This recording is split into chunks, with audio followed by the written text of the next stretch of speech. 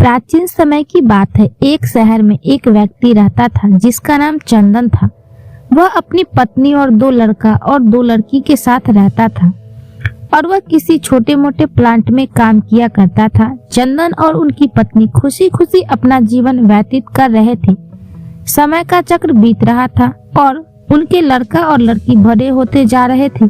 जब उनकी बड़ी बेटी कक्षा 5 में पढ़ रही थी, तभी एक दिन स्कूल की छुट्टी के समय जब वह लड़की सीढ़ियों से नीचे उतर रही थी, तभी पीछे से किसी लड़की ने धक्के लगाने पर वह सीढ़ी से नीचे गिर गई, जिसके कारण उनके पैर में चोट आ गई।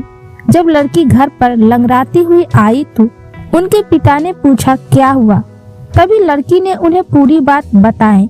पिता ने सोचा छोटी मोटी चोट है और यह सोचकर उसने अपनी बेटी से कहा कि इसे गर्म पानी से सेक लो, ठीक हो जाएगा। कुछ दिन बीतने के बाद लड़की का पैर फूलने लगा और उसे चलने में दिक्कत होने लगी।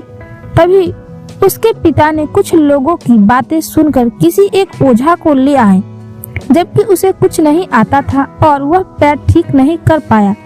कुछ समय बीतने के बाद जब उनकी लड़की की हालत और ज्यादा खराब होती जा रही थी, एक दिन जब उनके पिता अकेले कहीं बैठे हुए थे तो वह मन ही मन सोच रहे थे कि क्या करें।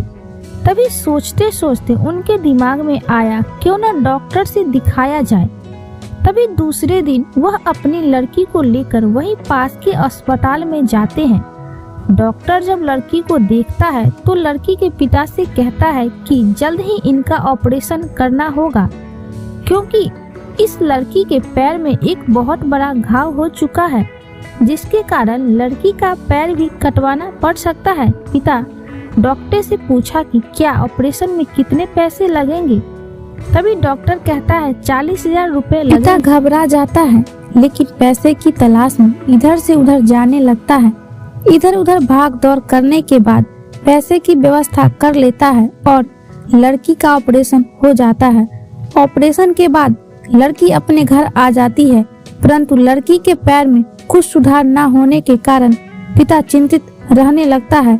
इसी तरह 4 साल बीत जाता है तथा पैरों में लाख लाख रुपए लगाने के बाद भी लड़की का पैर ठीक नहीं होता है, जिस कारण से पूरा परिवार दुखी रहने लगता है।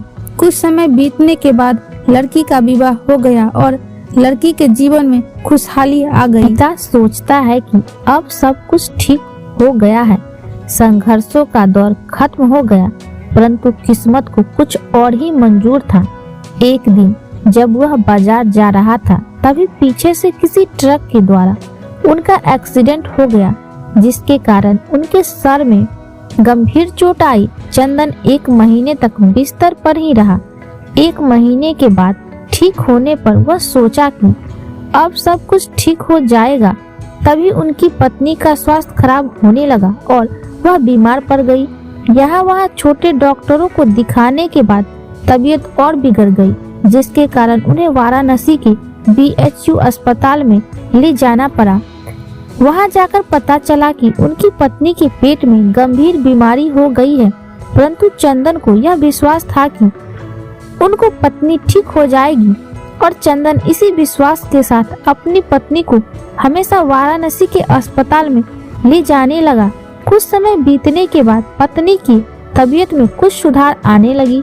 चंदन सोचा कि अब सब कुछ ठीक हो जाएगा। एक बार जब वह अपनी पत्नी को वाराणसी के अस्पताल में ले गया, डॉक्टर ने सभी रिपोर्ट को देखते हुए कहा सब कुछ ठीक है। चंदन बहुत ही खुश हुआ और वह अपने पत्नी के साथ अपने शहर वापस आ गया।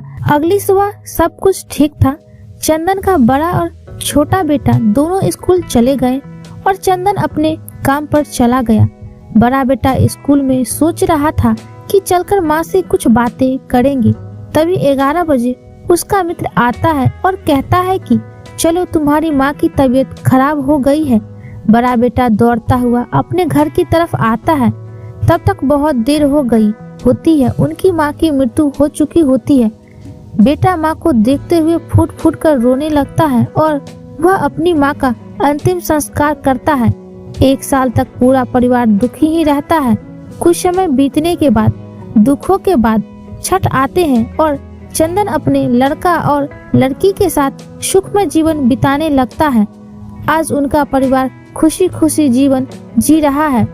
दोस्तों, जीवन में सुख और दुख दिन और रात की तरह होते हैं, जो कभी अस्थायी नहीं रहते। इसलिए दुख के समय में कभी हिम्मत नहीं हारना चाहिए तथा सुख के समय कभी अहंकार नहीं करना चाहिए। इसीलिए कहा गया है कि जीवन का दूसरा नाम संघर्ष है। दोस्तों, ये छोटी सी कहानी कैसी लगी आप हमें कमेंट करके जरूर बताएं। कहानी पसंद आई हो तो इसे लाइक करना, सब्सक्राइब करना और दोस्तों में शेयर करना। चैनल पर पहली बार आए हैं तो इसे सब्सक्राइब जरूर करें।